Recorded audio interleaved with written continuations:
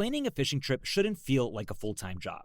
With fishingbooker.com, you can find and book the perfect fishing trip within minutes. Fishingbooker.com connects you with trusted fishing captains around the world.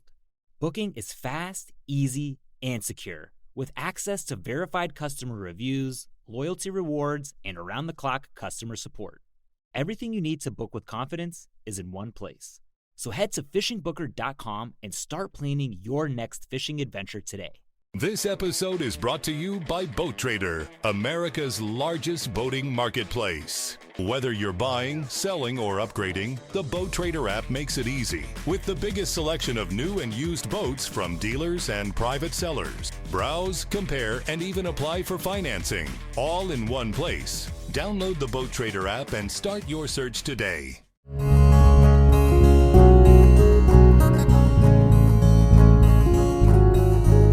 Welcome to the Casting Across Fly Fishing Podcast.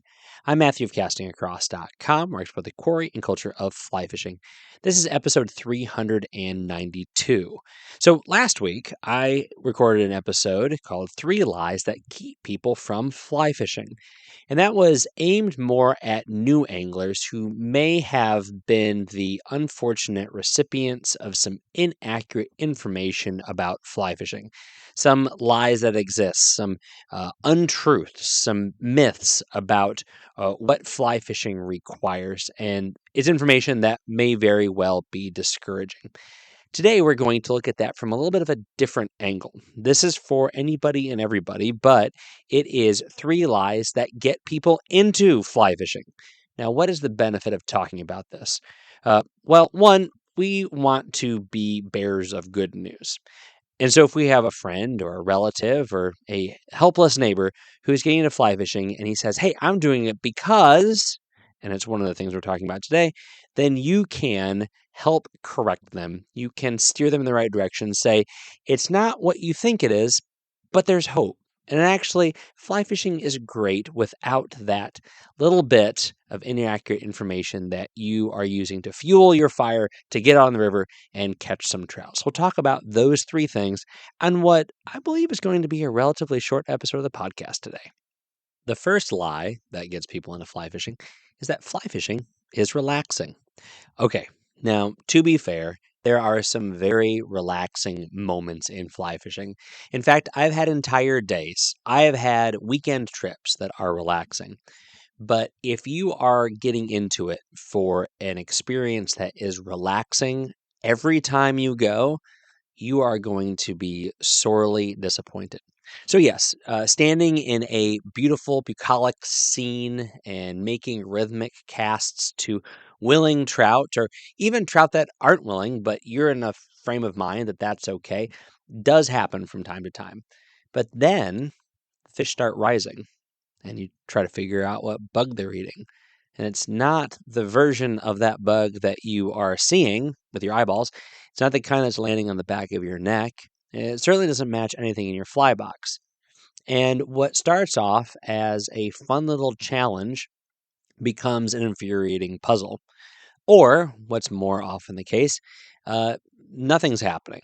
You know there's fish there. You just read the state stocking report, and there are literally thousands of fish in the few hundred-meter stretch of water that you are standing in, but none of them want anything to do with what you have to offer. I mean, these are hatchery fish, for goodness sake. They've been eating Purina pellets. You'd think that your little woolly bugger drifted in front of their face would be the most enticing thing in the world, but it's just not the case. Or maybe everything is all good. You are standing in the water, you have just gotten to the river, you listen to a nice podcast, maybe even the Casting Across Fly Fishing podcast, on your way to the river, and you're just in a great frame of mind, you've got new equipment, everything is great, and you make that first cast, and you notice that your fly is right where your line and your leader come together. And so you think, that's strange. But today's a great day, and you reel everything in, and you realize that that brand new leader you just put on, the brand new knot of tippet that you put on there, and the brand new fly you put on there is ensnared in itself in a way that defies all physics and all expectations. Or maybe you fall down in the water, or maybe you break your fly rod, or maybe you can't catch fish and everyone upstream from you and everyone downstream from you is catching fish. The kid with the Snoopy rod is catching fish and you're not catching fish. So there are moments like this, and these are not relaxing moments. That is not to say that the good moments don't come every once in a while. It's just not going to happen every time you go out there. And you know who I blame for this? I blame insurance commercials. I blame those life insurance commercials and those medication commercials that show the happy couple in retirement standing in the middle of the river, just flailing around with these big, goofy grins on their faces. And people look at that and say, you know what? I want to do that. Or maybe this is a little bit more, pointing the finger at the victim, but the person who is driving alongside the road and sees somebody standing in the river, casting, and they say, boy, that could be me because that guy looks relaxed. If you want relaxed, then don't bring a fly rod. Go stand there in the water and just look around you. And I guarantee you, with the exception of falling down, with the exception of tripping on the way to the water, you're going to be much more relaxed more often than not than when you are fly fishing. Of course, there are plenty of highs. There are plenty of good moments, but whether it be the difficult circumstances or just sometimes the incredibly technical and complex kind of things that you have to do. I mean, the fish is rising right there, but the current is not moving in the right direction. The amount of mends that you have to figure out to get the fly to drift properly after that accurate cast, it takes a lot of energy and effort, and you're grinding your teeth and you're standing on your tiptoes and you're tensing your muscles, and the payoff is phenomenal. But relaxing, I don't know if I would necessarily say that is the best word to use globally, or kind of when you think from start to finish of your experience fly fishing. So first lie that gets people into fly fishing is that it's relaxing. Number two, and this kind of piggybacks off the previous one, it's easy because old guys do it. All right. It's easy because old guys do it. Now, let's put this into the grand scheme of things. I've been at the YMCA and I've watched guys much older than me. I'm in my early 40s, mind you. I've been at the YMCA and I've watched these guys play basketball in an aggressive and really skilled way that is almost scary. That's within athletics. I have gotten my rear end handed to me in racquetball by guys that they hardly move. I mean, they take maybe one step to either side while I am just running circles around them like I'm trying to wear a groove into that parquet floor. But they hardly move, but they have a level of skill from years and years of practice where they can place that ball exactly where they want to, irrespective of the angle at which it comes to them, because I'm just flailing myself around and simply relying on my athleticism. I mean, this was something that was happening in my 20s where I was getting beat routinely by guys that were in their 50s and 60s. Or you could take it out of the athletic field and you could say, lawyers, or you could say doctors. Just because they have a couple more years and a few more gray hairs doesn't mean that what they're doing is easy. If anything, it could be the reason why they're doing it so well is because of that age. And I would say this is precisely the case with fly fishing. Now, I know some young guys that are absolute trout magnets. They know their way around the water. They know their way around their gear. They just have it. They're fishy dudes. Same thing, ladies, whatever, dudettes, I guess is what we said back in the 90s. But most of the really productive anglers that I know are guys in their 50s, 60s, and even 70s, and they are able to do things with that fly rod that doesn't necessarily require all that muscle that people too often try to impart when they are learning fly fishing, or maybe not taking the time to hone skills. They are using muscle instead of technique. They are using force instead of finesse. And that's something that, yeah, you certainly have with youth, but it does diminish with age. I mean, that's just a matter of fact. But you don't need it to cast a fly rod, especially if you have a really nice new fly rod these days that you are familiar with. You don't need a lot of muscle, even with 8, 9, 10 weights, double hauling. It's more about using it the right way than using it with a lot of muscle and a lot of force. And then there's just all of the knowledge that comes with experience, the knowledge that comes with age, the knowledge that comes with really spending time on the water and figuring out what variables yield which outcomes.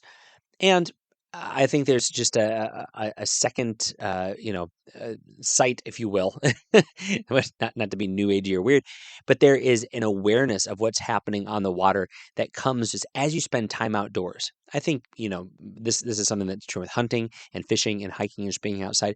The more time you spend outside, the more in tune you are with what's going on around you. And so the quote unquote old guys that are so good at fly fishing, that's actually because of their age and the cumulative experiences of their time on the water.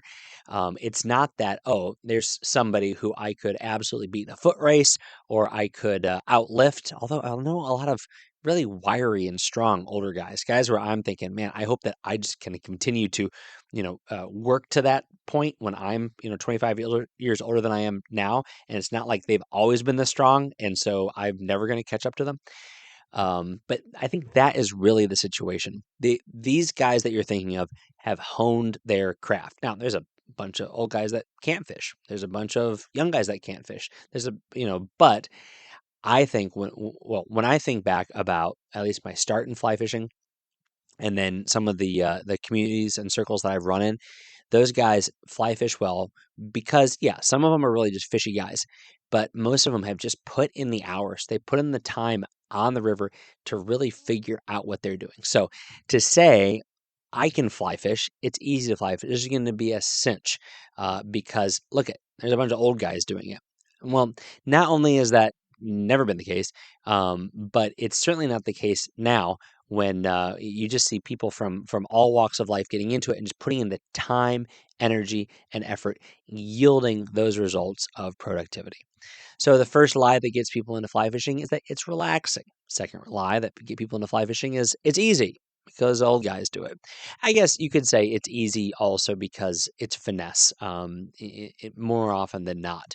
I think that's one of those great misconceptions that we have in general, that things that don't require, like for example, one of my sons really enjoys rock climbing, and the amount of muscle that takes is just astounding to me.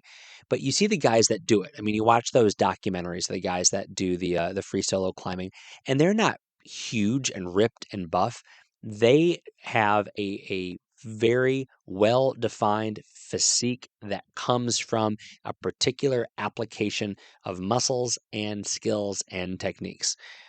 You see this with martial arts as well. It's not the guys with muscles on muscles.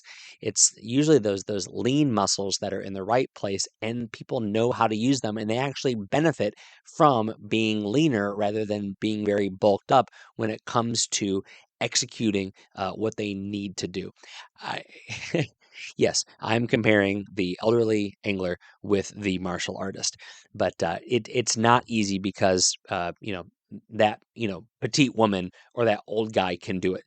They have just gotten to the point where they are doing it smarter and not harder, and rushing in headlong to try to force casts and to just thrash the water or about is not going to necessarily make you a better angler. All right.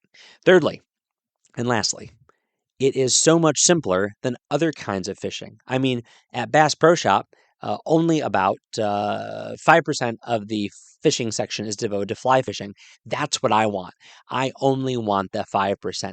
I don't want aisle after aisle of rubber worms. I don't want aisle after aisle of jig heads. I don't want a big, fat, flashy, glittery bass boat and a big truck to pull it.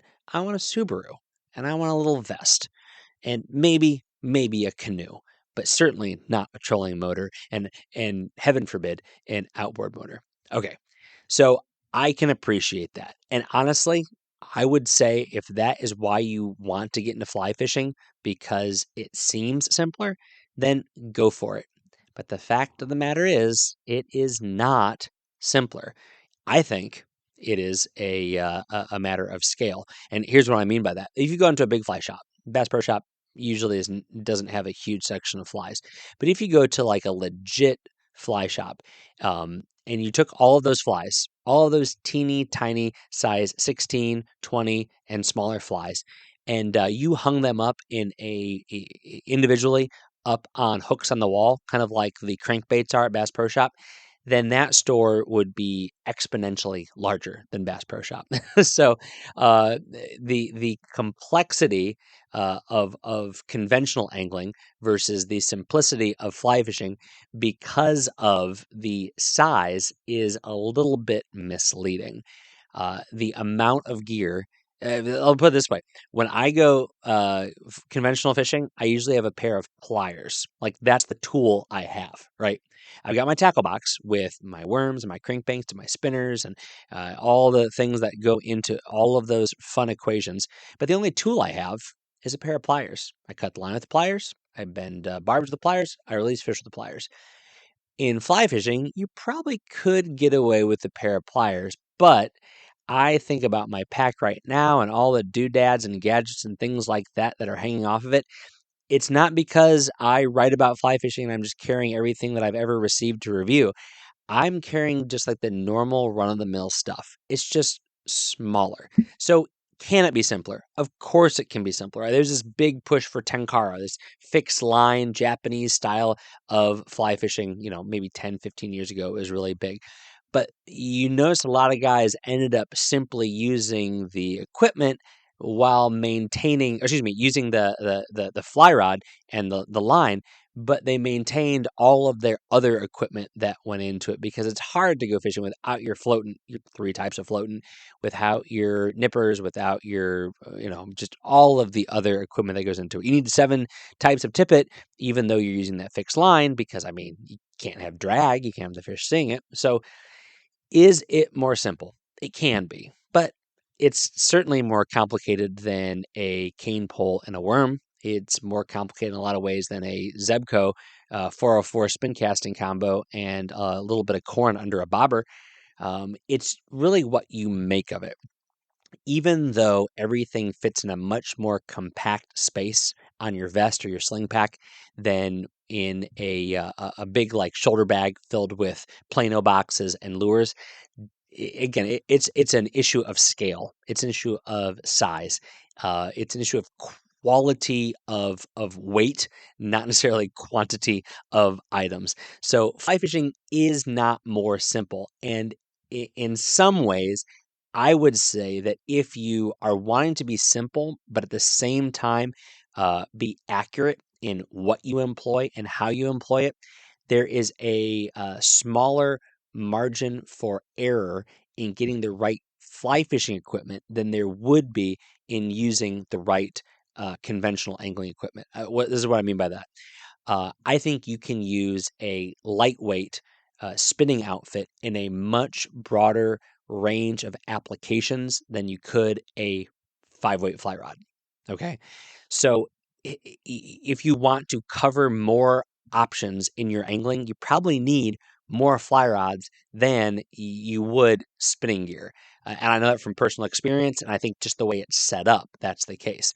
Yeah, there's exceptions to every rule, but there's just a big fly fishing catalog. Yeah, you might meet a crunchy fly fisher who's like got 3 flies and they, use the grease accumulated in their hair to get them to float, and they're scavenging used tippet from those fishing line dispensers that they have at boat ramps and things like that, and they're using the fiberglass rod from the 60s, and they're not even using a reel. They just got a coil of line in their hand. And hey, if that's your bag, man, go for it. But again, is fly fishing so much simpler than other kinds of fly fishing? It depends on the angler. And I would say generally, no, it is not. All right. So hopefully I have not been a buzzkill. in saying that fly fishing is not inherently relaxing, it is not inherently easy, and it's not inherently simple. But it can be relaxing. It can become easier. And in fact, it can become second nature. But it takes time, and the kind of thing that those old guys were talking about, they have decades of that. And it can be simple once you find your groove.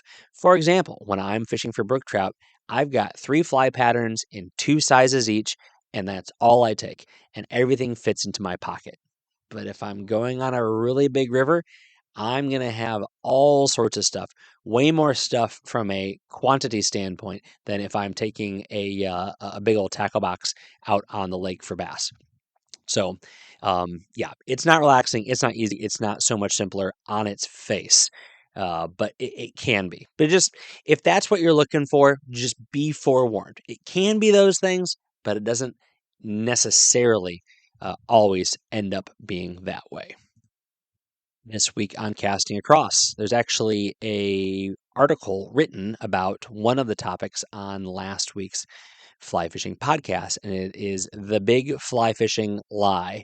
And it's talking about fly fishing being expensive. I really like this. This is a great example of the podcast getting my brain working about what to write. And then in an economy of words, as opposed to, times when I kind of ramble on the podcast, I express something with a little bit more clarity. So definitely check that one out.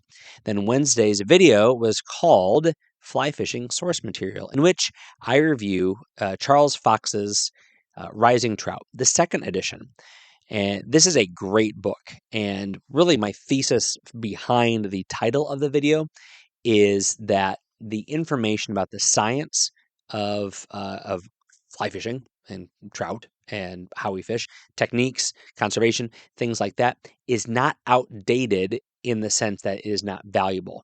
It is simply the building blocks that what we've been doing for the 60 years now since that book's publication, and it's helpful and valuable to go back and see what is what was and where we are now.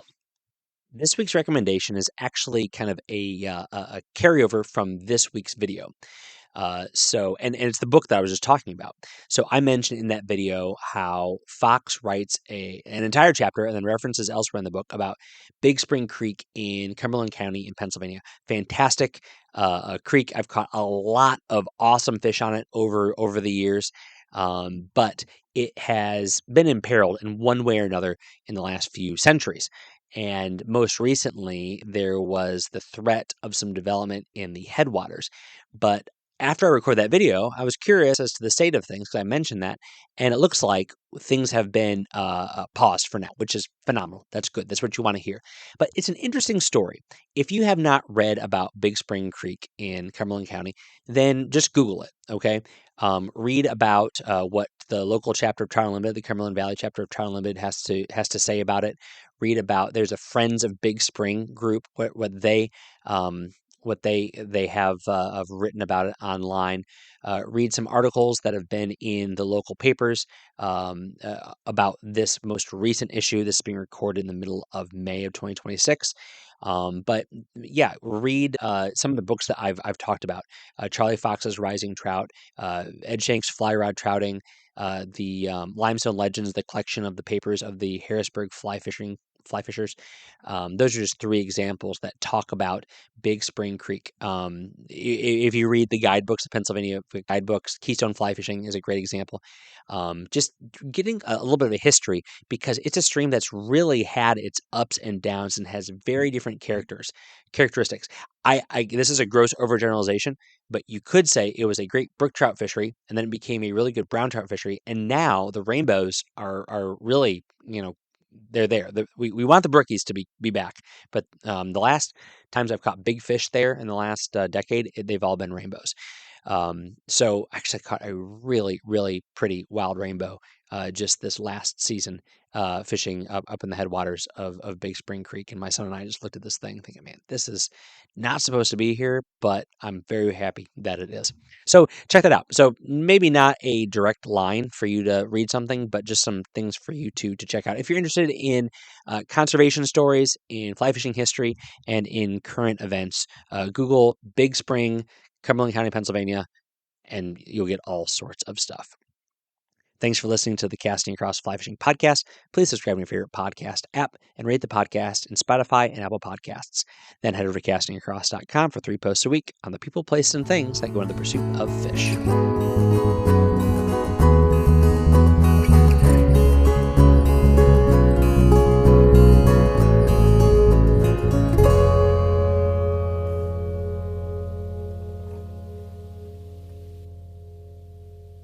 Stitch Fix. Stop shopping. Get styled. Not today, sweatpants. Somebody's wearing jeans that fit. Wow! No photos, please. I'm just a regular dad who happens to have a stylist. I really look my best when someone else makes the decisions. Hey, we can all see you two-way mirrors. Just share your size, style, and budget, and your stylist sends personalized looks right to your door. Stitch Fix. Get started today at stitchfix.com. I want to hug you. I'm going to hug you. I'm coming in for a hug.